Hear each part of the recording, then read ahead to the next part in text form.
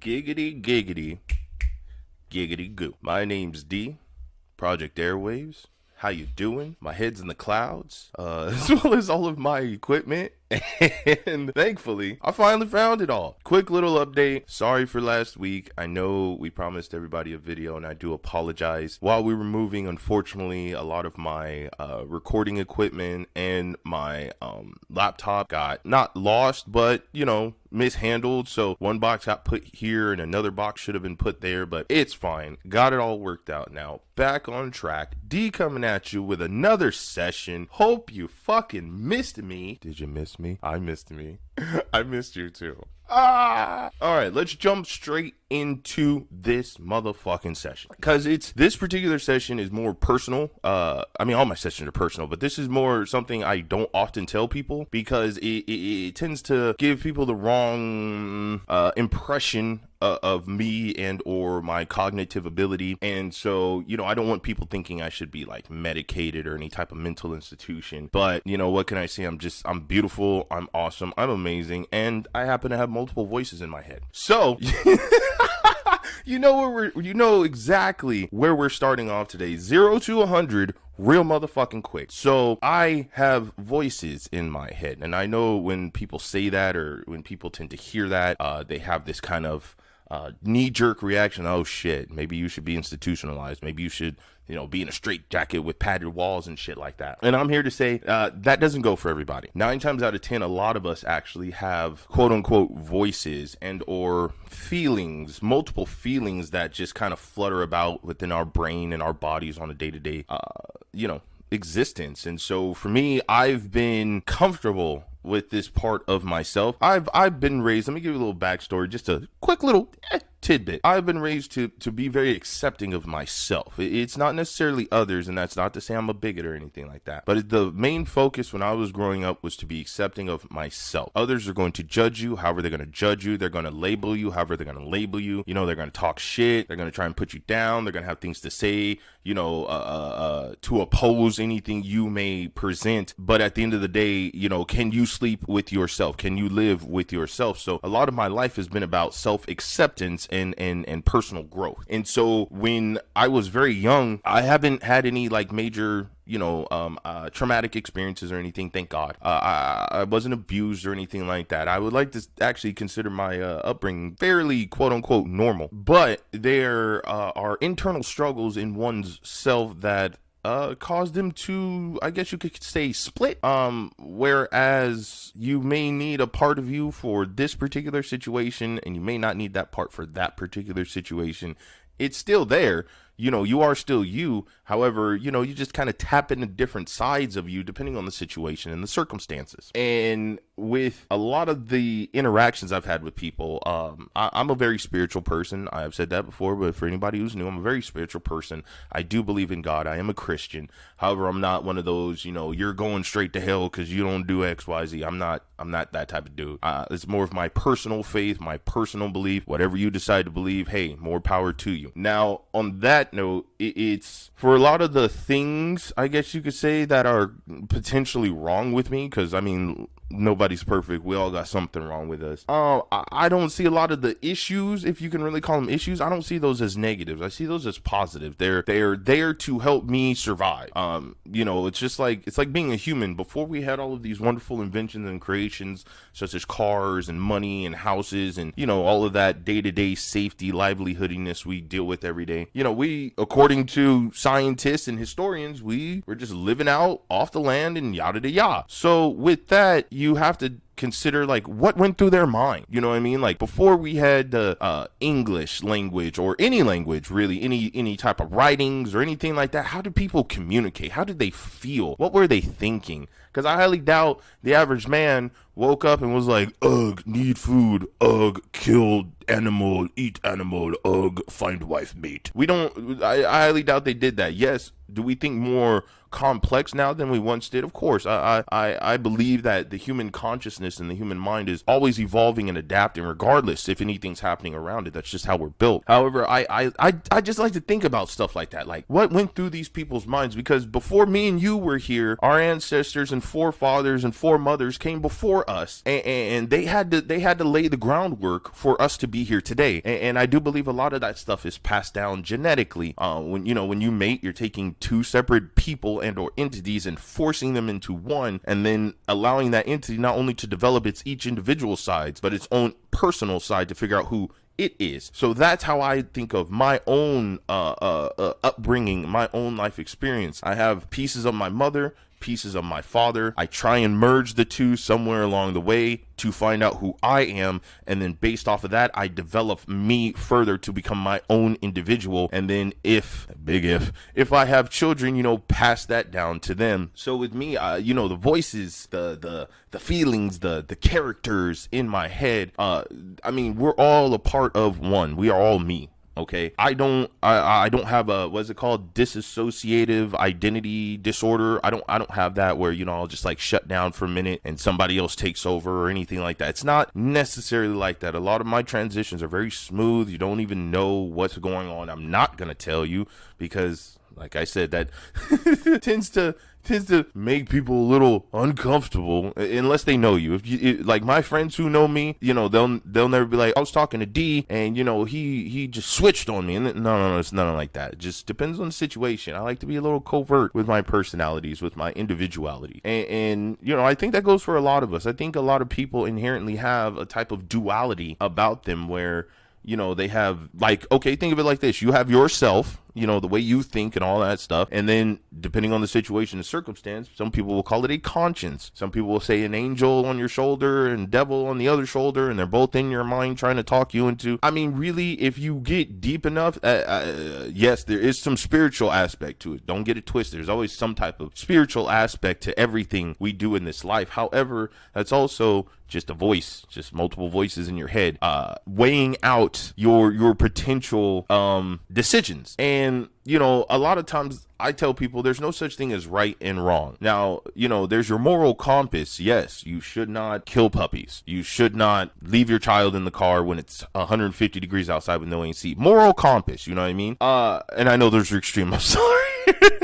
But moral compass, to me, that's a voice. That's just another voice in my head. I have probably about like 4 or 5 of them. It's just who I am. They all make up me. There are no individual entities inside of me that are not D. Everything leads back to D. However, D is split up in sections because not all parts of D need to handle all situations. And I think you know what I'm talking about. I looked at our analytics and I looked at our demographics. Most of you are over the age of 21, under the age of 60. So you have some life experience. So I'm just going to assume that you can cognitively, critically think this through enough to kind of weigh it out on yourself and, give me some feedback. If you feel differently, like I always say, I love conversation. I love, not arguments, but I like debates. I like getting other people's insight. And unfortunately, sometimes the only way to get somebody's insight is to piss them off. Sometimes the only way to get somebody's insight is to back them into a corner, not like physically, but as far as a conversation. And so when let's get more in depth about this, because I've been kind of hinting at it, but not really going into it. I'm sorry. I just woke up. I just put all my shit back together, and I'm just so happy to record. Oh my God. Okay. So first, let's start with Big Blackness. So Big Blackness is the courageous side of me, is the more confident, familiar, I want to say kind of outgoing. I'm not much of an outgoing person. I am an introvert, but Big Blackness is more willing to take a risk and more willing to do the hardcore shit that I don't like to do on a daily basis. Then there's Seamus. Hello, my name's Seamus. That's my British accent. Sometimes I'll call him Nigel. Really just depends on the mood I'm in, really. And he's the intellectual side of me. He's more of the, let's sit down and think this through. Let's talk this out. Let's weigh out our odds. Let's, dice this up into more manageable pieces so that we can fully understand the story. A little preface before I go into my next voice and or character. I don't like emotions. I'm not an emotional person. However, as a human being, it's just an understood and a guaranteed. We all have emotions, no matter what. You have to have emotions. Even the most basic monotone human beings have emotions. Your emotions have to be synthetically removed or psychologically repressed and stuff like that for you not to feel the emotions. No matter what, whether you have life experience or not, I believe all human beings go through the full spectrum of emotions throughout throughout their life, however sooner or later, depending on your situation. Now, when it comes to me feeling my emotions, I have my logical side and I have my emotional side.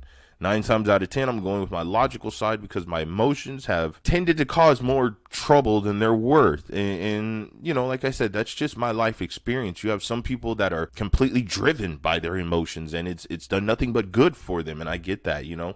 Some people will say, you know, go with your gut instinct, you know, go with that. Your first decision's often the right decision, things like that. So, you know, a lot of people, or I should say some people use their emotions when it comes to that. Me, I like to try to be as logical as possible because with my emotions, they're very strong. Okay, so there's Magus McDragon, stupid name. I don't give a fuck. That's what I call him. He's the psychological controller, I guess you could say, when it comes to turning up or turning down that little dial on which emotion needs to be. Don't get it twisted. I have situations where, you know, shit just pops up and you just have to deal with it and you have to deal with your emotions along the way. However, if I can, I will logically handle the situation as opposed to emotionally handle it, because a lot of my emotions lead back to one emotion, which is anger. A lot of us will use anger to mask our other emotions. So I use my anger to mask my fear. So I tend to try not to get emotional because it's going to come across as I'm pissed the fuck off, and I'm not. I may actually just be scared as fuck, but I don't want you to know that because I don't want to appear weak, or if I'm in a position of leadership, that really fear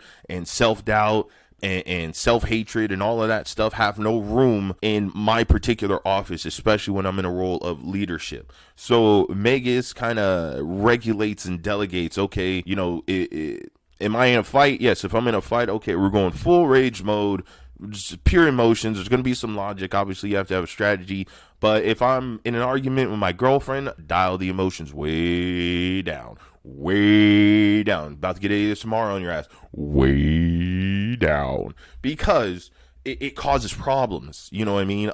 We all know, let's just be honest, women can be emotional. Men can be temperamental. There's a difference. We're not going to elaborate on that. That's another session. I promise you it's coming, because this whole gender shit is getting on my nerves, but I'll get back to that later. So there's a lot of give and pull, give and take, push and pull when it comes to what I'm dealing with. And I think that has to be broken up and delegated amongst my internal processes, because I don't like to be overwhelmed with anything. I also don't like to feel like I'm out of control. So I'll delegate depending on the situation. So when I got to go to work, that's all D. D, that's me. That's the grounded, level-headed. 9 times out of 10, you're going to see D before you see anybody else. And like I said, even if you saw somebody else, you wouldn't know. However, D is the responsible one. You know, I'm the driver. D, I'm the driver. Nobody drives the fucking car but me. You can sit in the back seat, you can sit in the passenger, you can even get in the trunk. I'm driving this motherfucking vehicle. So when it comes to a lot of the real life day-to-day aspects, that's all D. When shit gets heavy, when shit gets thick, you know, somebody dies, you know, somebody gets injured,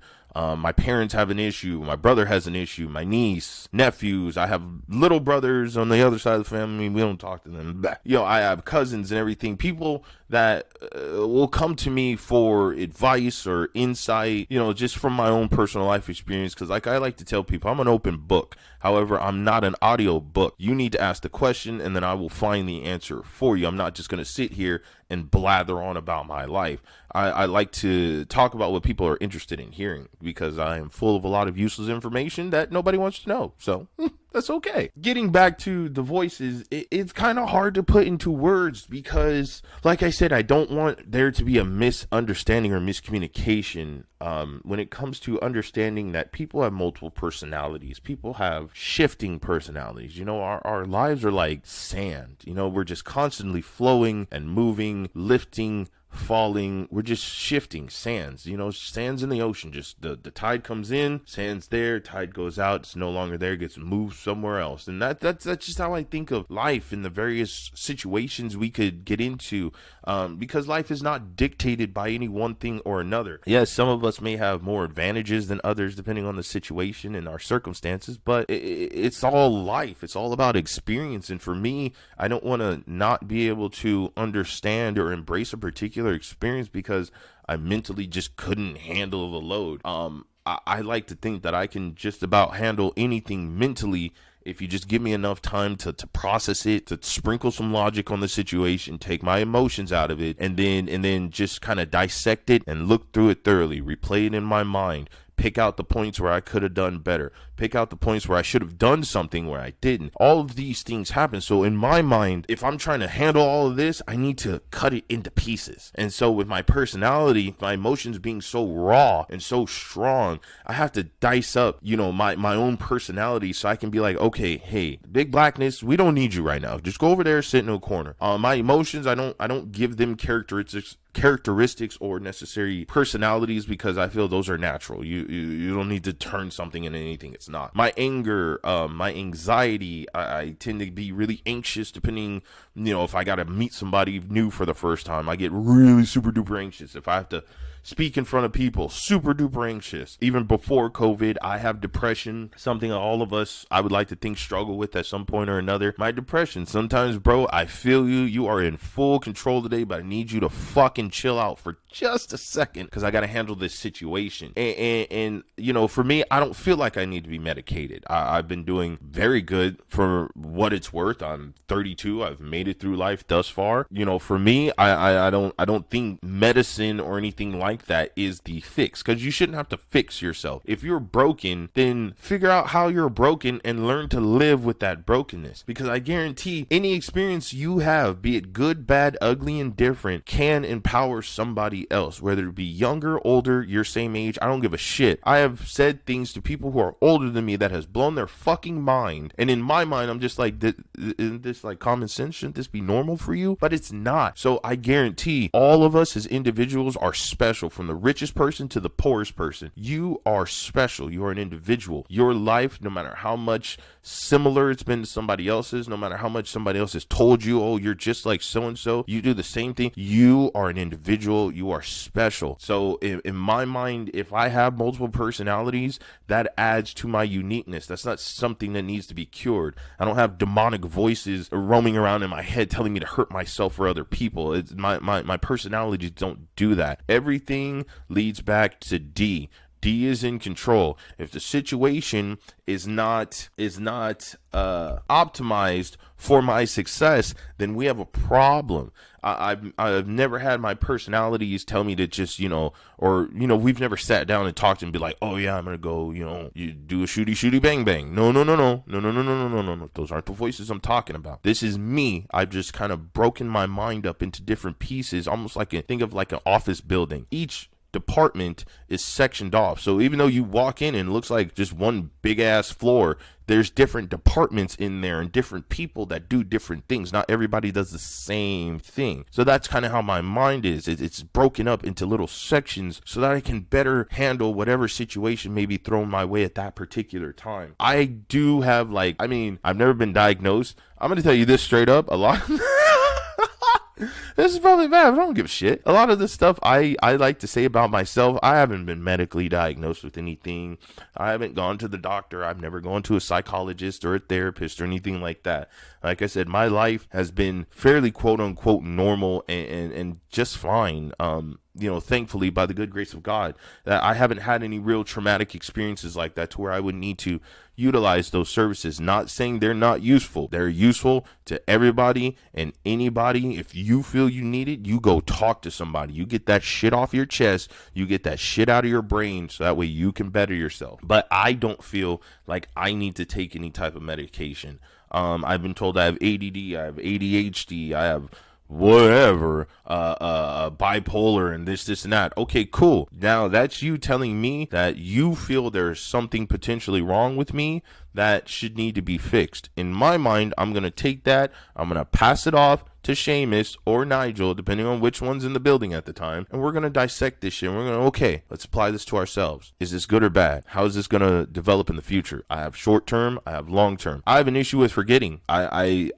I don't want to say it's short-term memory loss, but short-term memory loss. Like if it's not beaten to my brain, if it's not life or death, if it's not high priority, 9 times out of 10, if you tell me and I go to something else and not do that right away, I'm going to forget. Straight up. Ask Lynn, ask anybody you want that knows me. I'm going to forget all of every fucking thing. I don't remember my mom's birthday. Say what you want, don't give a fuck. It's in my Google Calendar. Thank you, Google. this is who I am. You know what I mean? Like, why would I be upset about that? Why would I try to artificially fix myself for being me? Okay, so you may not like the fact that I forget things. Guess what? This is me. If you want to be around me, you want to be with me, you want to be a part of my posse, then learn to deal with that. Sometimes I could be an asshole. Sometimes I could be a little too forward. Sometimes I can give out too much information. I don't give a shit.